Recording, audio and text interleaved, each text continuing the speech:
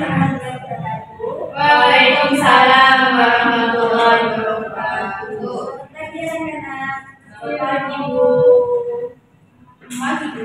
Hari ini kita akan belajar mata pelajaran geografi ya.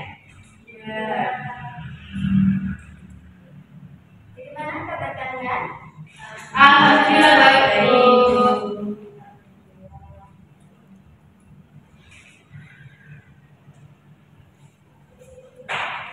Jadi sebelum mulai pelajaran kita hari ini, mari kita berdoa dulu ya. Tolong memberi berdoa. Ya.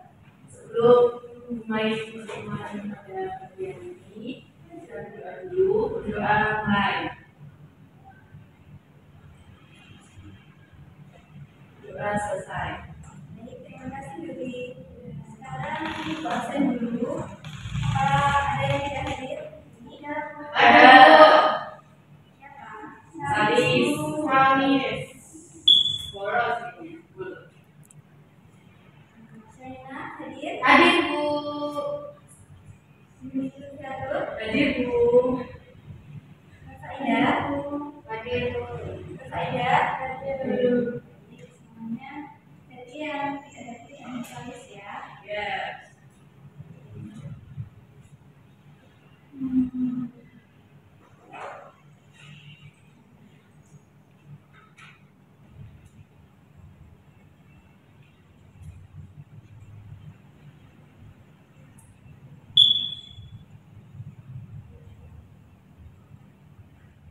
Di sini ada yang tahu apa itu fenomena geosfer?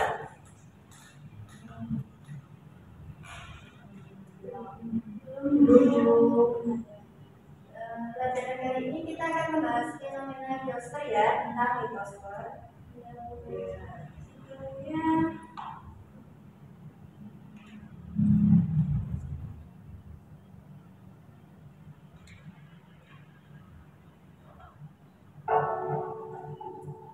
Ibu akan menjelaskan apa itu fenomena litosfer.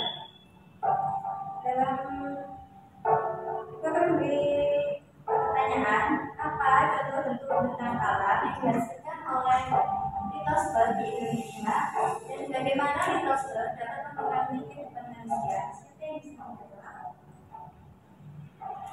Silakan anak-anak.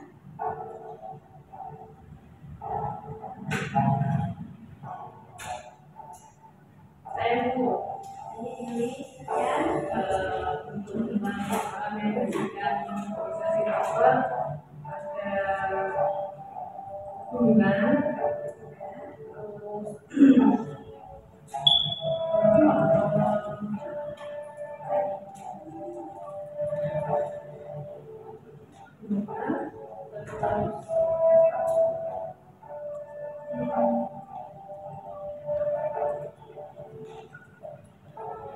kedua pulau dan daratan. Selanjutnya ada lagi yang bagaimana Indonesia mempengaruhi kehidupan manusia yaitu dengan menjaga tempat tinggal sumber daya alam dan aktivitas alam seperti gempa bumi dan gunung berapi. Terima kasih atas partisipasinya. Ya, contoh apa saja contoh yang bisa dengar apa yang disampaikan oleh Willy, yaitu ada gunung, ada sungai, ada laut, juga ada padang. Selain itu juga ada tadi Willy? Ada apa namanya? Daratan. Rumah. Apalagi di Indonesia ini adalah negara pulau ya, banyak sekali pulaunya. Terus bagaimana litosfer dapat mempengaruhi kehidupan manusia? Contohnya tadi mempengaruhi kehidupan, seperti ketika ada bencana dari gunung meletus, dan bisa mempengaruhi kehidupan manusia.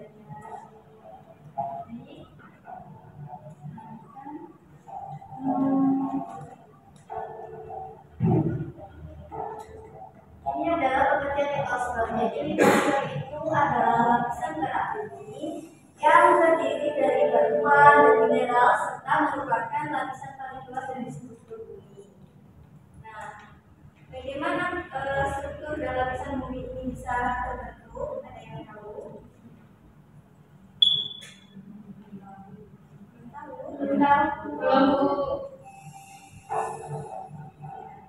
Struktur itu kan terdiri dari gerak bumi dan mantel.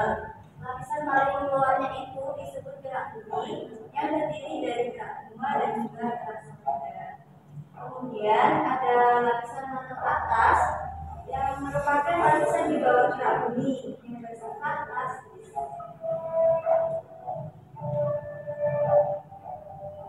Selanjutnya ada komposisi litosfer. Jadi litosfer itu terdiri dari batuan metamorf, batuan sedimen, dan juga batuan aktif. Nah, batuan metamorf sendiri itu terbentuk dari perubahan tekanan yang cukup tinggi. Kemudian batuan sedimen itu terbentuk dari hasil pemanasan material yang transportasi, dan batuan tebu dihasilkan oleh magma yang membeku.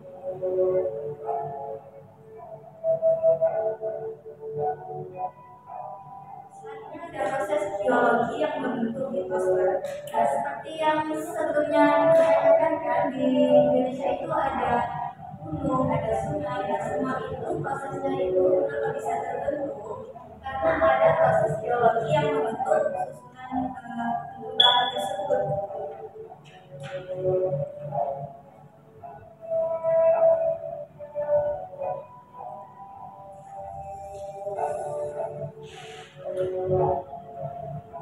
Pertama ada muka bumi.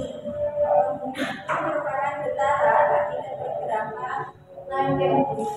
Selanjutnya vulkanisme, yaitu aktivitas gunung api yang menghasilkan batuan baru. Lanjut ada tektonisme, yaitu pergerakan lempeng tektonik yang membentuk gunung dan juga batuan. Sebelum ke sini, Ibu ingin menunjukkan video. Tolong disimak ya.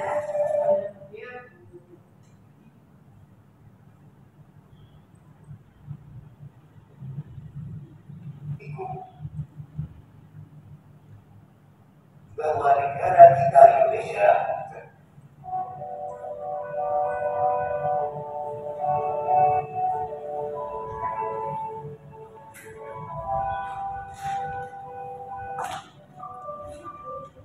ada beberapa video yang baru kita pernah mengikut bahwa negara kita Indonesia secara geografis terletak di sebuah kawasan yang dikenal sebagai Ring of Fire atau cincin api.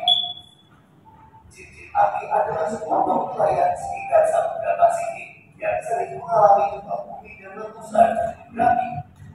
Wilayah ini disebut dengan cincin api karena daerah ini membentuk lingkaran atau cincin besar yang melingkari Samudra Pasifik.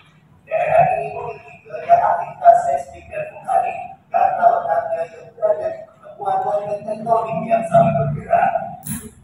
Di sepanjang cincin ini, lempeng bumi bertemu, bergerak, dan saling bertabrakan.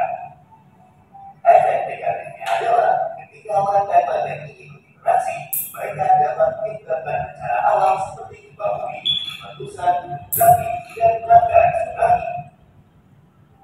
Meski demikian, badai-badai ini adalah latar belakang terbentuknya bagi benua dan samudera seperti yang kita kenal saat ini. Berdasarkan definisinya, lempeng tektonik memiliki 7 lempeng besar utama. Menariknya, wilayah Indonesia sendiri merupakan tempat bertemunya 4 lempeng tektonik, di mana 3 lempeng di antaranya merupakan lempeng utama.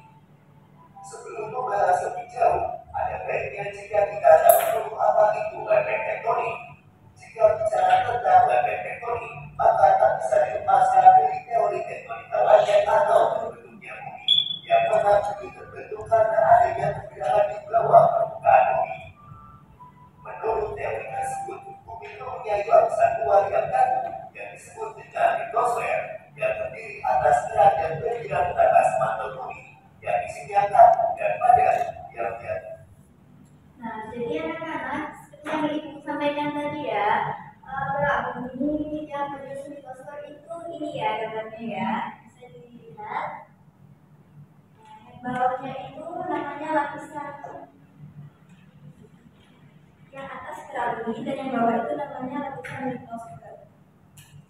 Saya mempunyai ketebalan sekitar 100 km. Di bawah lapisan litosfer terdapat astenosfer yang berbentuk padat tetapi bisa mengalir seperti cairan dengan sangat lambat dan dalam skala waktu geologis yang sangat lama karena tantangan dan kekuatan geser atau seismik yang rendah. Lebih dalam lagi, bagian mantel di bawah astenosfer sifatnya menjadi lebih kaku lagi. Tinggalnya bukan langsung dia lebih tinggi, melainkan tekanan yang tinggi. Lapisan litosfer dibagi menjadi lantai-lantai tektonik.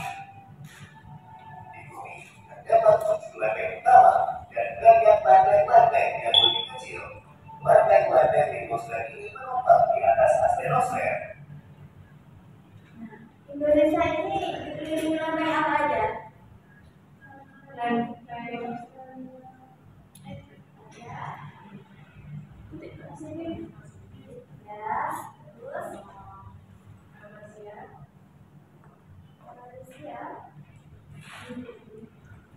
Indonesia kan terletak di sini, jadi dikelilingi oleh lantai kedua Asia, Pasifik, dan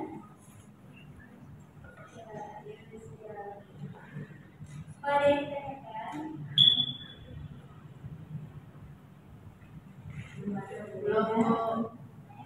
Karena potensi astenosfer dan litosfer, lantai-lantai tersebut bergerak relatif satu sama lain dengan kecepatan yang berbeda dari 2 hingga 15 cm per tahun. Interaksi lantai tektonik ini bertanggung jawab atas berbagai formasi geologi seperti penurunan Himalaya di Asia, Selat Afrika Timur, dan sesar San Andreas di California, Amerika Serikat. Teori tektonika lantai sendiri berkali dari tahun 1950-an hingga tahun 1990-an. Teori tektonika lantai merupakan pengetahuan modern terhadap pergeseran bumi, sebuah gagasan yang pertama kalinya juga oleh ilmuwan Alfred Wegener pada tahun 1912 yang menyatakan bahwa kedua berbanding bumi telah melayang melintasi planet seiring berjalannya waktu. Teori ini mulai diterima oleh para ahli geosains setelah penyebaran dasar laut validasi pada pertengahan hingga akhir tahun 1960-an. Lantai tektonik dipakai untuk menjelaskan pergeseran benua fenomena yang terjadi saat benua masih menjadi satu kesatuan yang disebut benua besar atau superkontinen atau dinamakan dengan sebutan Pangaea. 3 tahun lama setelah itu, benua yang utuh terbagi menjadi beberapa bagian. Beberapa bagian benua yang terbagi dinamakan Gondwana dan Laurasia. Ujungnya beberapa benua ini ditandai dengan pergerakan dan ibaratkan seperti perubahan es yang melambung dan bergerak di lautan. Karena inilah teori lantai tektonik juga disebut dengan teori pembangunan kontinen. Berdasarkan dari penjelasan teori tersebut, dapat dikatakan bahwa lantai tektonik adalah bagian paling atas bumi dengan fenomena yang muncul akibat proses pergerakan dan mempengaruhi titik rendah dari bumi tersebut. Secara langsung, adanya proses pergerakan ini membuat pengaruh signifikan pada penampakan permukaan bumi yang dinamis. Secara geologis, Indonesia sendiri dikelilingi dengan 4 lantai tektonik. Lalu, lantai tektonik apa saja yang mengelilingi Indonesia? Ikuti dari Tiongkok, inilah 4 lantai tektonik yang mengelilingi Indonesia. Ayo, aja lantai tektonik yang mengelilingi Indonesia.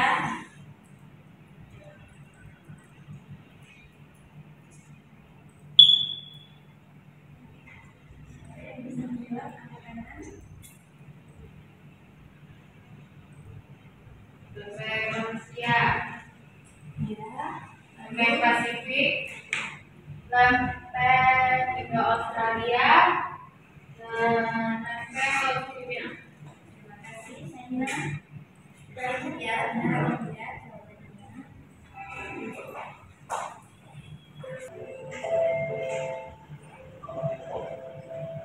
Lantai itu Australia.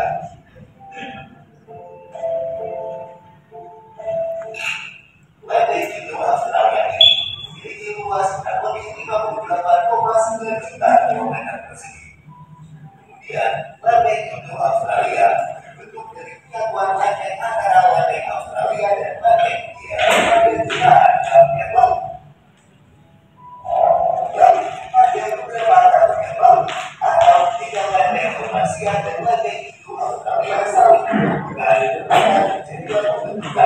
dan Himalaya.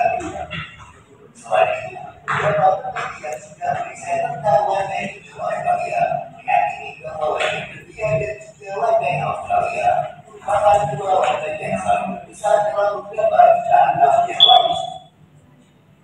Di negara Indonesia, wildlife hiu Australia berada di wilayah bagian timur, seperti Pulau Papua dan juga Pulau Nusa Tenggara Timur, yang kemudian saling berhubungan dengan wildlife Eurasia di sebelah barat dan di sebelah utara terdapat wildlife Pasifik.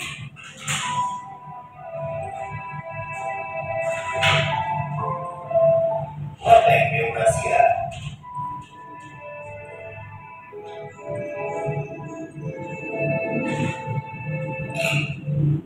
Wildlife Indonesia selanjutnya adalah wildlife Eurasia. Wildlife yang satu ini diperkirakan memiliki luas kurang lebih 67,8 juta kilometer persegi. Dikarenakan wildlife ini cukup luas, maka wildlife yang satu ini termasuk dalam wildlife ketiga terbesar di dunia. Bahkan, hampir semua wilayah di benua Eropa dan Asia berada di dalam wildlife yang satu ini. Selain itu, juga banyak skema geologi yang terjadi pada wildlife Eurasia. Bahkan, beberapa skema geologi yang terjadi cukup besar, salah satunya adalah pada pembentukan gunungan Himalaya dan juga pembentukan danau laut Kaspia. Danau tersebut menjadi danau terbesar yang ada di dunia. Sampai saat ini, wildlife Eurasia bisa dibilang sebagai wildlife paling aktif secara geologis. Oleh karena itu, pada wilayah yang dikuasai oleh wildlife ini, biasanya akan terjadi peristiwa dan hingga peristiwa gempa bumi. Pada negara Indonesia, wilayah yang dilewati oleh wildlife ini merupakan pulau-pulau besar seperti Pulau Sumatera, Pulau Jawa, Pulau Sulawesi, dan Pulau Kalimantan. Maka dari itu, bisa dikatakan bahwa wildlife Eurasia merupakan alas dari Indonesia saat ini.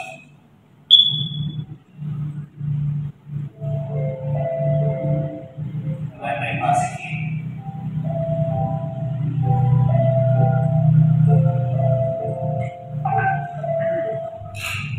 Wildlife ketiga yang mengelilingi Indonesia selanjutnya adalah wildlife Pasifik.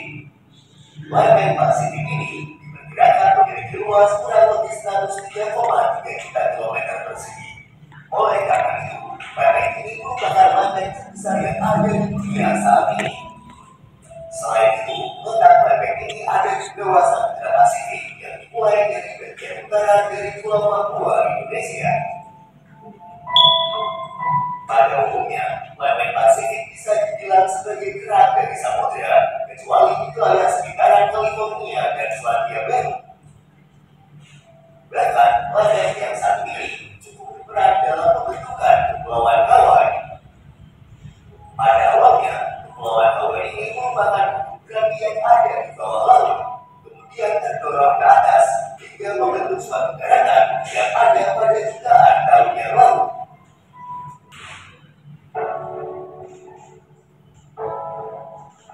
Dari video tadi, ya, di Indonesia itu terdiri dari wildlife Eurasia, ada Australia, dan juga wildlife Pasifik. Maka di Indonesia itu sering terjadi gempa bumi dan juga tsunami, sehingga menjadikannya salah satu wilayah dengan aktivitas tektonik paling aktif di dunia. Selain itu, tadi karena Indonesia merupakan wilayah apa?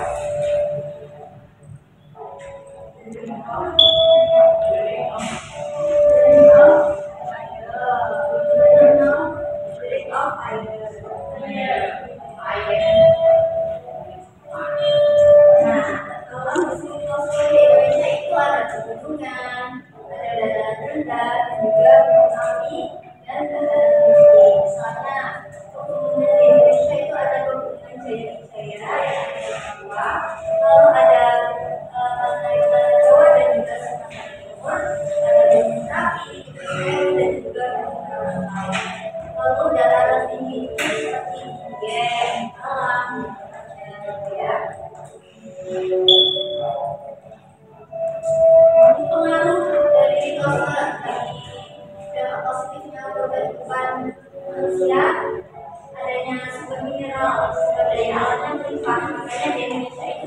daya alamnya melimpah.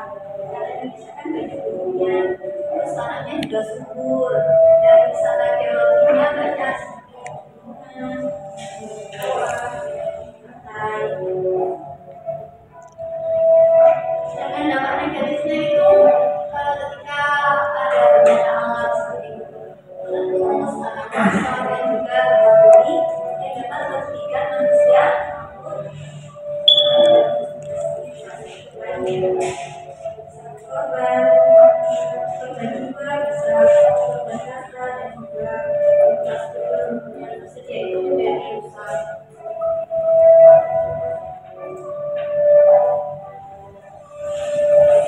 Ini ada mitigasi bencana. Jadi hal yang bisa kita lakukan ketika bencana akibat proses hidrosfer itu terjadi.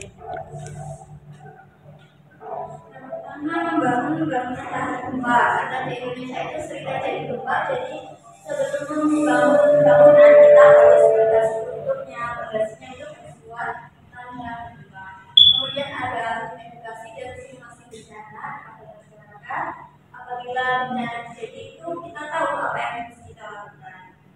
Dan juga ada teman-teman aktivitas vulkanik, sehingga ketika ada gunung akan meletus itu kita dapat peringatan.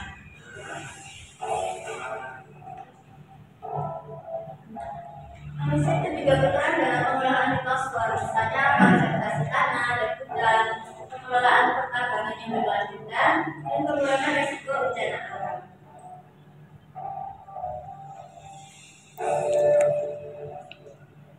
Litosfer dalam konteks geosfer itu banyak, ada hidrosfer, ada atmosfer, ada geosfer, dan juga antroposfer. Keempat konteks ini tuh saling berhubungan dalam fenomena geosfer. Jadi kesimpulannya adalah atmosfer merupakan bagian penting dari lingkungan geosfer di sekitar Indonesia. Aktivitas tektonik vulkanisme dan erosi membentuk alam yang sangat beragam. Kemudian manusia juga terus bijak dan memahami dalam mengelola litosfer. Sekarang kita refleksi ya. Sebelumnya ini apa ada yang ingin ditanyakan?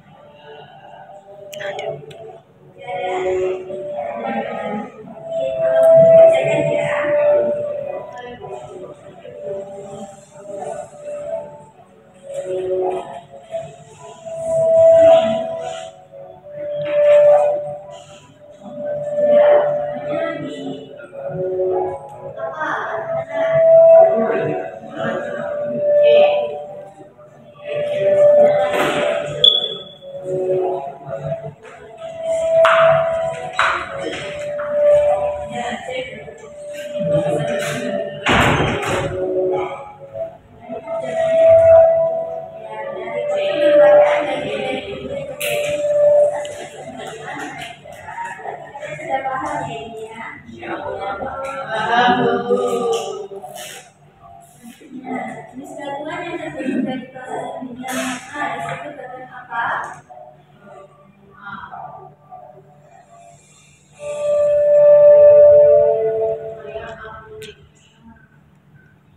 Yang lain? Ada? Ini? Jebu.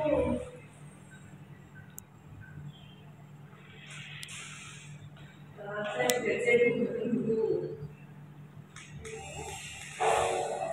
Ya, benar. Jadi kalian menyimak ya dari sini.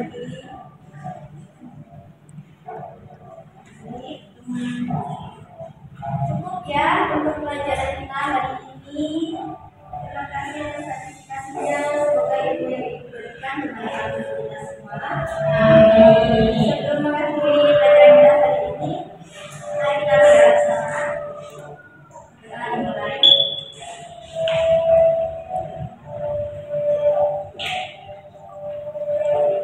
Terima kasih anak-anak atas partisipasi kalian. Jangan lupa belajar ya. Dan untuk minggu depan kita bertemu lagi.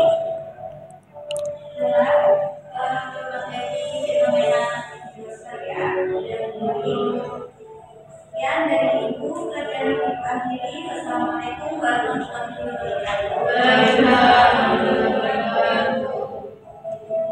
Terima kasih Bu.